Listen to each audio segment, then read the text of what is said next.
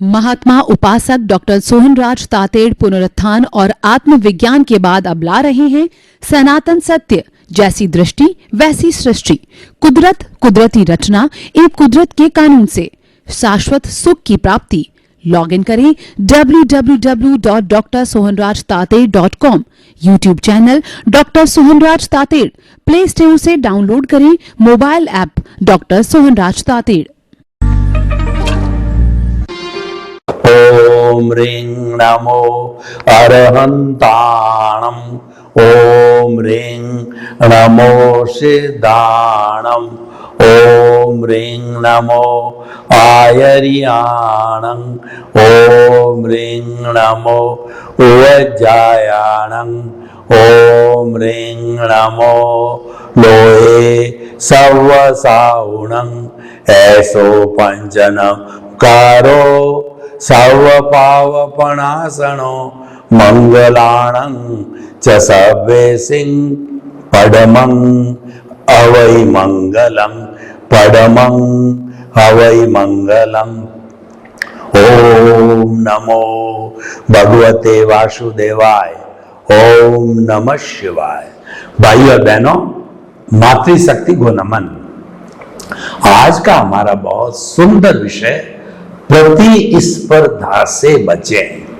प्रतिस्पर्धा का अर्थ क्या हुआ? कंपटीशन करना। उदाहरण के तौर पर अगर किसी की लड़की की शादी हो रही है और उसने बड़े बड़े इवेंट वालों को बुलाया और जो है वो टेंट वालों को बुलाया, भोजन वालों को बुलाया और खूब खर्चा किया, तो अब क्या है कि अगर मैं उसको देख करके उससे कंपटीशन करूं कि इसकी शादी का जो फंक्शन हुआ उससे बेटर मेरा होना चाहिए, ये प्रतिस्पर्धा है। अगर कोई भी धावक दौड़ता है, 300 मीटर की दौड़, 500 मीटर की दौड़, एथलीट्स वगैरह होते हैं, कोई तरह का वो जो है स्पोर्ट्स करते हैं, तो उससे कंपटीशन करना कि ये फर्स्ट आता है, फर्स्ट ये नहीं आवे, फर्स्ट मैं आऊं, यानी अपनी जो जो लाइन है, चाहे आप राजनीतिज्ञ हो, चाहे आप टीचर हो, चाहे आप डॉक्टर हो, इंजीनियर हो, चार्टर्ड अकाउंटेंट हो, अपने साथी से आप कंपटीशन करने की भावना रखें कि ये आगे क्यों जा रहा है, मैं आगे जाऊं। तो ये प्रतिस्पर्धा करने से सबसे बड़ा नुकसान क्या है कि राग द्वेष पैदा होता है। अब देखिए, राग द्वेष पैदा होने के कितने नुकसान हैं। सबसे बड़ा नुकसान है कि राग देश कर्म बंधन का कारण है, और ये कर्म बंधन है हमको भव भवांतर में घुमाते हैं। राग द्वेष से व्यक्ति का मूड अपसेट होता है, यानी कि उसके जो काम करने की फैकल्टी है, जैसे कि मन है, बुद्धि है, चित्त है, ये डिस्टर्ब हो जाते हैं कंपटीशन से, और डिस्टर्ब होने से उनकी एफिशिएंसी डाउन होती है और वो अच्छा कार्य नहीं कर पाते हैं। कंपटीशन करने से और क्या नुकसान होता है कि भीतर एक ग्रंथि बैठ जाती है, वो ग्रंथि ईर्ष्या की ग्रंथि, कि ये मेरे से आगे क्यों जा रहा है, तो मन में बुरे विचार आ जाते हैं, उसको गिराने की बात भी आ जाती है। ये दुनिया में जो जितनी ईर्ष्या होती है और एक दूसरे को गिराने की बात होती है, ये सब कंपटीशन, प्रतिस्पर्धा करने से होती है। प्रतिस्पर्धा करने से व्यक्ति अगर वो मुकाम हासिल नहीं कर पाता है तो वो डिप्रेशन में भी जा सकता है और उसकी मृत्यु भी हो सकती है।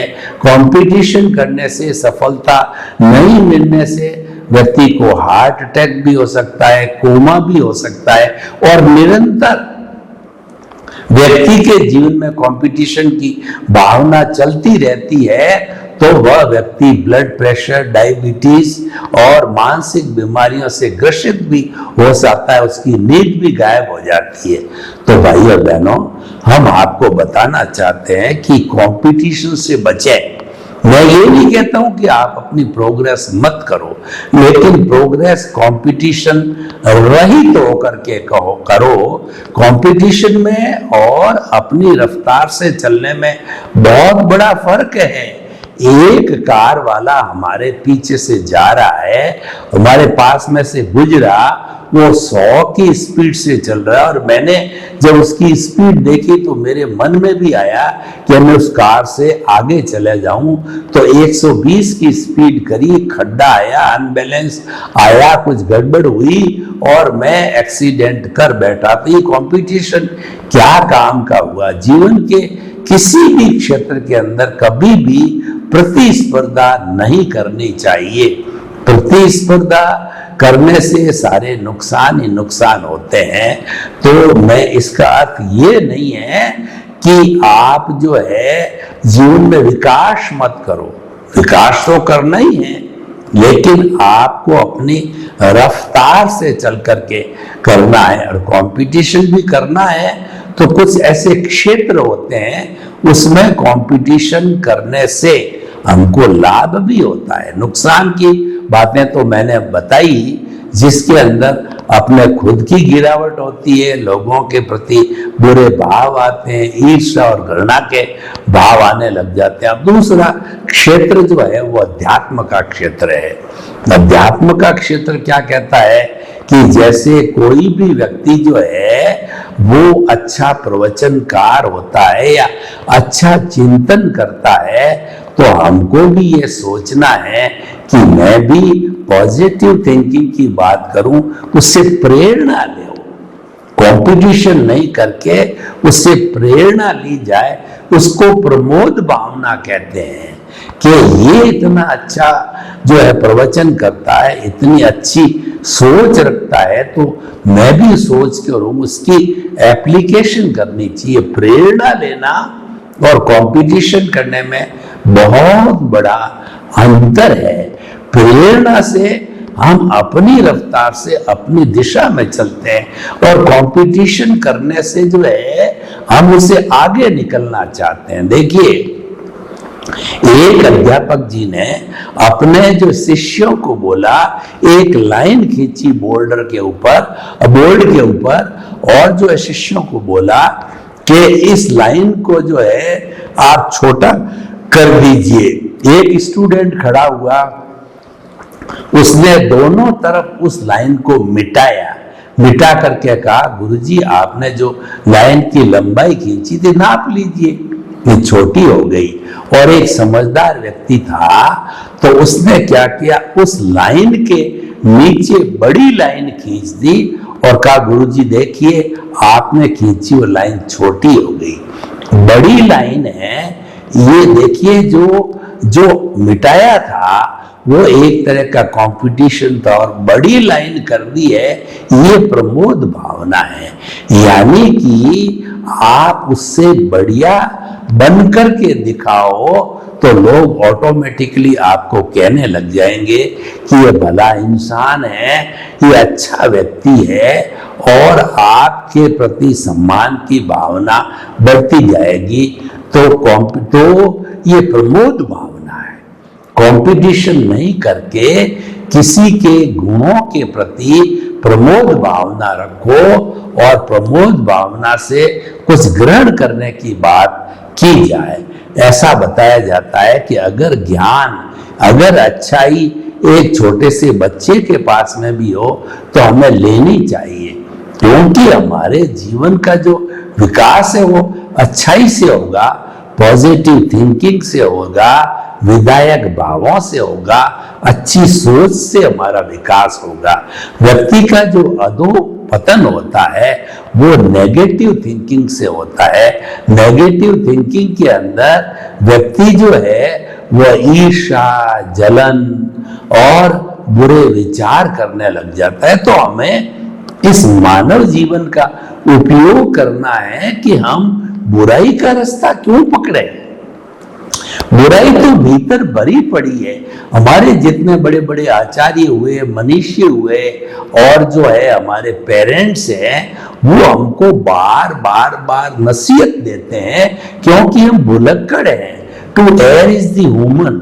व्यक्ति गलती का पुतला है, बार बार भूलता रहता है, तो उस भूल को मिटाने के लिए बार बार शिक्षा देनी पड़ती है, प्रवचन करना पड़ता है, उदाहरण दे के समझाना पड़ता है, और जो है शास्त्रों का जो है ज्ञान कराना पड़ता है, ताकि उसकी बुद्धि स्थिर रहे। देखिए, जो बुद्धि है ये राग द्वेष पैदा करती है, और बुद्धि संसार में हमको भटकाती है, क्योंकि बुद्धि क्या करती है कि I like it, I don't like it, यह व्यक्ति मेरे सामने नहीं रहना चाहिए, उस व्यक्ति को गले लगाओ। इस तरीके से भेदभाव पैदा करने वाली हमारी ये बुद्धि है, तो बुद्धि हमारा विकास नहीं होने देती है। इसलिए हमको जो है उस कुबुद्धि को सुबुद्धि में मोड़ना चाहिए। सुबुद्धि में मोड़ने के लिए हमारा जो भीतरी जगत है, देखिए, अगर आपको कंपटीशन से बचना है और प्रतिस्पर्धा से बचना है और आपको तरक्की करनी है, तो मैं कुछ प्रयोग बताता हूं कि जो हमारा भीतरी जगत है ये प्रज्ञा का जगत है, ये प्रभु का जगत है, ये भगवान का जगत है। इस भीतर में ज्यादा से ज्यादा दस्तक दो। बाहर जितना जितना आप घूमोगे वहां पर राग द्वेष होगा, वहां विषमता होगी, और जितना जितना भीतर जाओगे वहां समता होगी, वहां पर सत्य के दर्शन होगा, वहां पर आनंद की अनुभूति होगी, क्योंकि भीतर का साम्राज्य प्रभु का साम्राज्य है, हमारा खुद का साम्राज्य है, हमारे अस्तित्व का साम्राज्य है। और हमारा प्रभु जो है वो अनंत ज्ञान, अनंत दर्शन, अनंत शक्ति और अनंत सुख का धाम है। आनंद उसका लक्षण है। देखिए, जब हम जो है एक नीम के पेड़ को सैकड़ों जो है वो घी के घड़ों से सींच देते हैं तो भी उसका कड़वापन नहीं जाता है। और जो चंदन होता है उसके ऊपर कई बड़े बड़े सर्प लिपटे रहते हैं, जहर छोड़ते रहते हैं, लेकिन चंदन कभी जहरीला नहीं होता है। वह तो शीतलता देने वाला होता है, सुगंध देने वाला होता है। इतना जहर उसके ऊपर जो भुजंगों के द्वारा छोड़ने के बावजूद भी, तो हम ये कहना चाहते हैं कि जिसका जैसा लक्षण होता है वह व्यक्ति उस लक्षण को छोड़ता नहीं है। सज्जनता हो, सज्जन व्यक्ति हमेशा सज्जनता से पेश आएगा, और दुर्जन होगा वो दुर्जनता से पेश आएगा। इसीलिए कहा गया है कि जो लातों के देव वो बातों से नहीं मानते, यानी दुर्जन लोग हैं वो अहिंसा की भावना से नहीं समझाए जाते हैं। कई बार जो लोग होते हैं वो क्या हमको हिंसा करनी नहीं है, पर लोग कहते हैं कि ऐसे लोगों को समझाने के लिए कठोरता उपयोग में लेनी पड़ती है, अंगुली निर्देश करना पड़ता है। और सज्जन के लिए तो सामान्य समझना ही बहुत होता है, वो समझ जाता अपनी गलती को ठीक कर देता। तो भाई और बहनों, आज हमारा विषय बहुत सुंदर विषय है, प्रतिस्पर्धा से बचें। बाहरी जगत की प्रतिस्पर्धा से बचें और भीतरी जगत की प्रतिस्पर्धा से भी बचें। तो भीतरी जगत में तो क्या है, शांति है, सुख है, सुकून है, आनंद है, तो वहां तो प्रतिस्पर्धा की जरूरत ही नहीं है। वहां तो हमें एक ही दिशा में आगे बढ़ना है, क्योंकि भीतरी जगत के अंदर हमारे को सत्य के दर्शन होते हैं। वो जगत होता है, प्रज्ञा का जगत होता है। और प्रज्ञा कब जागृत होती है, जबकि हमारे पुण्योदय के कारण हमारे कोई सद्गुरु मिलता है या ज्ञानी पुरुष मिलता है, और तो वह हमारे को सही ज्ञान देता है, यानी हमको सम्यक दर्शन करवाता है। तब हमको भीतर की एंट्री मिलती है, और सम्यक दर्शन मिलते ही हमारा जो प्रभु है वो हमको आशीर्वाद दे करके और अपनी भाव सत्ता के रूप में प्रज्ञा को मॉनिटर बनाता है। यानी प्रज्ञा जो है हमारे प्रभु की एक रिप्रेजेंटेटिव हो जाती है। प्रज्ञा के लिए कहा गया है कि प्रज्ञा जो है मोक्ष की प्रतिनिधि होती है, यानी वो कभी भी हमको गलत दिशा में नहीं ले जाती है। जिसकी अवेयरनेस जागृत हो जाती है, जिसको जागृति बढ़ जाती है, जो ज्ञानी हो जाता है, उसको प्रज्ञा हर क्षण झकझोरती रहती है कि तुम अज्ञा के संसार में जा रहे हो, तुम बुद्धि के संसार में जा रहे हो, तुम प्रतिस्पर्धा के संसार में जा रहे हो। वो झट खींच करके हमको भीतरी जगत में लाती है, हमारे अस्तित्व से संपर्क करवाती है और हमको बचाती है। तो इसीलिए हमें जो है प्रतिस्पर्धा से हमेशा बचने की कोशिश करनी चाहिए। और वैसे स्वस्थ प्रतिस्पर्धा अच्छी है, लेकिन नॉर्मली जो है प्रतिस्पर्धा में स्वस्थता रहती नहीं है, राग द्वेष पैदा हो जाता है। तो देखिए, आज के विषय को हम और गहराई से जाते हैं तो प्रतिस्पर्धा हम करें तो हमारा जो भीतरी जीवन है, उस भीतरी जीवन के विकास की प्रतिस्पर्धा करें। दो तरह के जगत होते हैं, बाहर का जगत होता है, इंद्रियों का जगत होता है, मन वचन काया का जगत होता है। और कहा भी गया है कि मन वचन काया तथा उससे जुड़ी हुई हर अवस्था मात्र कुदरती रचना है, क्योंकि बाहरी जगत का संचालन है वह कुदरत करती है। कुदरत कुदरती रचना और कुदरत का कानून उस पर लागू होता है। और सनातन सत्य कहता है कि कुदरत कुदरत रचना और कुदरत के कानून को जो है आप जो है वो कुदरती रचना मानते रहो, देखते रहो, उसमें इंटरफियर मत करो, उससे मुक्त रहो। यानी जो आपकी मन वचन काया रूपी प्रकृति है, उसको पुरुष जो है ने, यानी जो हमारा भीतर जो है शुद्ध आत्मा, भगवान शुद्ध आत्मा स्वरूप है, वो और प्रकृति को मुक्त रखो। जब हम प्रकृति से जुड़ जाते हैं, प्रकृति से जुड़ने का मतलब है हम राग द्वेष से जुड़ गए। तो राग द्वेष से जुड़ने से राग द्वेष मल्टीप्लाई होता है, और मुक्त रहने से और राग द्वेष मल्टीप्लाई होता है तो कॉजेज बढ़ते हैं और उसके अंदर चार्जिंग बढ़ता है। और अगर हम उससे मुक्त रहते हैं, नए कॉज नहीं पड़ता है और no new charging. No new charging का अर्थ ये हो गया कि पुराना जन्मों का हमारा डिस्चार्ज जो बर्फ की शिला की तरह है, कर्मों का वो एक भव, दो भव, चार भव के अंदर धीरे धीरे बर्फ पिघलता पिघलता वो सारा डिस्चार्ज हो जाएगा। और सारा डिस्चार्ज होने के बाद के अंदर हमारी चेतना का अज्ञान समाप्त हो जाएगा। और अज्ञान समाप्त हो गया, राग द्वेष समाप्त हो गया, कषाय समाप्त हो गया, कॉजल बॉडी जीरो हो गई, हम मन से अमन बन गए। तो ऐसी स्थिति के अंदर फिर हम शाश्वत सुख की नींव लगा देते हैं, केवल दर्शन हो जाता है। तो अगले जन्म में केवल ज्ञान हो जाता है। और केवल ज्ञान का होने का अर्थ यह हुआ कि हमारी जो प्रतिष्ठित आत्मा है वो जीरो हो गई।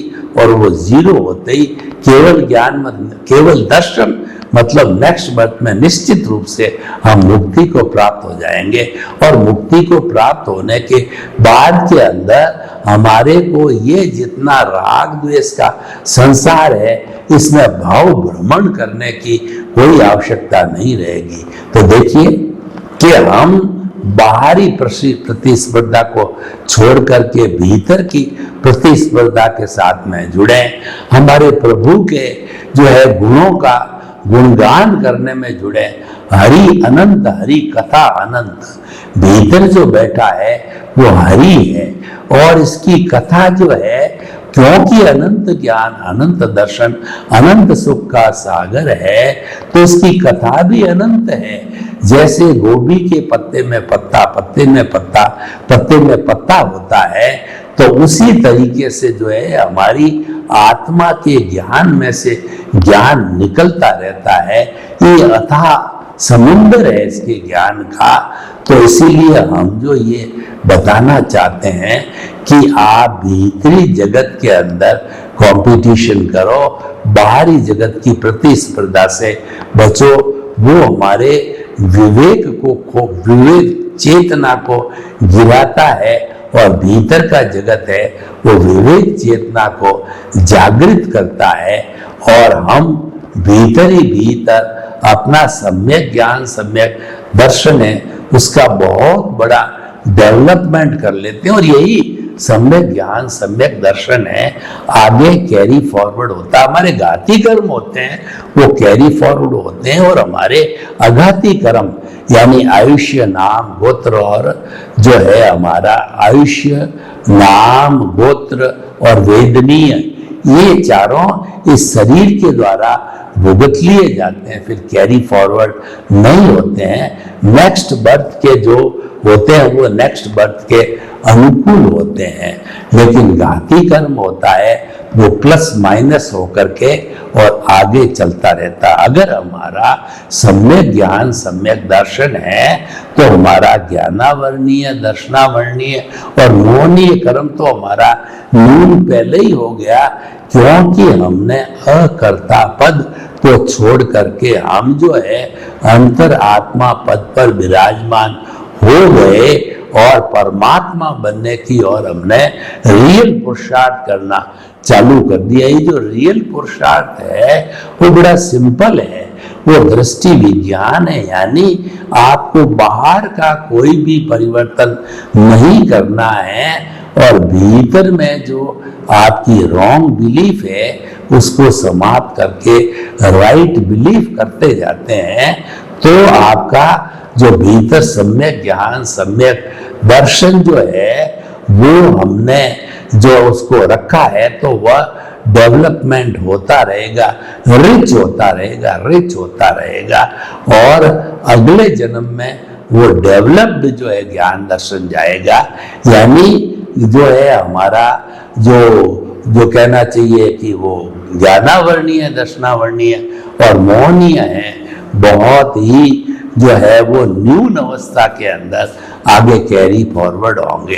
तो भाइयों बहनों, जो आज का विषय प्रतिस्पर्धा से बचे, ये विषय बहुत सुंदर विषय है, और इसके ऊपर बचने से हमको बहुत बड़े फायदे हैं। हमको प्रसन्नता मिलती है, हमको आनंद आता है, और हमको डिप्रेशन वगैरह और कष्ट का जो है कार्य नहीं होता है। और प्रतिस्पर्धा से हम बचते हैं तो वो हमारी प्रमोद भावना होती है। प्रमोद भावना में व्यक्ति स्वयं प्रसन्न होता है और कोई नई बात सीखने को मिलती है। हम कई लोगों के संपर्क में आते हैं, कईयों में कई तरह की अच्छाइयाँ होती है, उसकी अच्छाई को ग्रहण करना मतलब प्रमोद भावना, और उसकी बुराई के प्रति जो है हमारा कहना चाहिए बुराई को ग्रहण करना, तो वहाँ वो कंपटीशन की बात हो जाती है, और वहाँ हमारा जीवन कष्टकर हो जाता है। तो हम अपने जीवन को आनंदमय बनाना चाहते हैं, तो आनंदमय बनाने का अर्थ ये हुआ कि प्रतिस्पर्धा से तो बचे, लेकिन प्रमोद भावना से जो है आगे से आगे बढ़ते रहे। मैत्री, प्रमोद, करुणा, मध्यस्थाश्च, ये चार जो भावनाएं हैं हमारे जीवन के अंदर बहुत बड़ा परिवर्तन लाती है। जो देखिए, मैत्री, प्रमोद, करुणा, मध्यस्थाश्च। मैत्री का अर्थ होता है कि समस्त प्राणियों के साथ मित्रता करना। खामे सब जीवे सब्बे जीवा खमंतु में मित्ति में सब भुवेसु वेरु मज्ज न के नहीं। इस दुनिया के अंदर जितने भी समस्त जीवित प्राणी हैं सभी मेरे मित्र है। मेरा किसी से कोई दुश्मनी, बैर नहीं है, मेरा कोई शत्रु नहीं है, और सबके भीतर विराजमान शुद्ध आत्मा भगवान को निर्दोष दृष्टि से दर्शन कर उनको नमन कर रहा हूँ। पेड़ है, पौधा है, गाय है, भैंस है, ऊंट है, बैल है, और भगवान जिसकी मूर्ति है, देवता है, सभी के भीतर विराजमान शुद्ध आत्मा भगवान को नमन करना, क्योंकि जो शुद्ध आत्मा प्रभु है वह हमारा अस्तित्व है और उसको हमें पाना है। शुद्ध आत्मा स्वरूप तो भीतर ऑलरेडी है, लेकिन अभी हम शुद्ध हुए नहीं, यानी अभी हमारे अज्ञानता आने की वजह से उसको पूर्ण रूप से हमने प्राप्त नहीं किया है। तो जितनी जितनी अज्ञानता रूपी जो है वो मल को, उसकी अज्ञानता रूपी कर्म रज को हम साफ करते रहेंगे तो सफाई करते करते मूल स्वरूप की आत्मा अपने आप प्रकट हो जाएगी और वह सिद्धशीला के अंदर चली जाएगी। तो भाइयों और बहनों, हम आपको ये बताना चाहते हैं कि जो आज का जो टॉपिक है प्रतिस्पर्धा से बचें, तो ये एक इस सेंस के अंदर दिया गया है कि प्रतिस्पर्धा स्वस्थ होनी चाहिए। प्रतिस्पर्धा जो है किसी को गिराने वाली और किसी के प्रति घृणा और ईर्ष्या का भाव करने वाली नहीं होनी चाहिए। और प्रतिभा ऐसी भी, और दूसरा क्या, प्रतिस्पर्धा ऐसी भी नहीं होनी चाहिए कि आपके घर की आर्थिक स्थिति को खराब करे, आपकी मानसिक शांति को खराब करे, आपके भावनात्मक विकास को खराब करे, आपके अध्यात्म जीवन को खराब करे। इस कारण से प्रतिस्पर्धा से बचने की बार बार जो है सलाह दी जाती है। देखिए, आप विकास करिए, विकास तो हमको करना है और समझदार व्यक्ति तो विकास करना चाहेगा ही, पर वो विकास जो है अपनी दिशा में बिना दूसरे को गिराए या दूसरे के प्रति ईर्ष्या जलन किए अपना विकास करते रहिए। सर्वे भवन्तु सुखिनः, सर्वे सन्तु निरामया। लोक के सब जीवों को सुख मिले, शांति मिले, आनंद मिले, प्रेम मिले, सौहार्द मिले और सबका भला हो, सबका मंगल हो, मुक्ति मिले। आपके प्रति मंगल हो। महात्मा उपासक डॉक्टर सोहनराज तातेड़ पुनरुत्थान और आत्मविज्ञान के बाद अब ला रहे हैं सनातन सत्य, जैसी दृष्टि वैसी सृष्टि, कुदरत, कुदरती रचना एवं कुदरत के कानून से शाश्वत सुख की प्राप्ति। लॉगिन करें www.drsohanrajtated.com, YouTube channel doctor Sohanraj Tated, play store से डाउनलोड करें mobile app doctor Sohanraj Tated.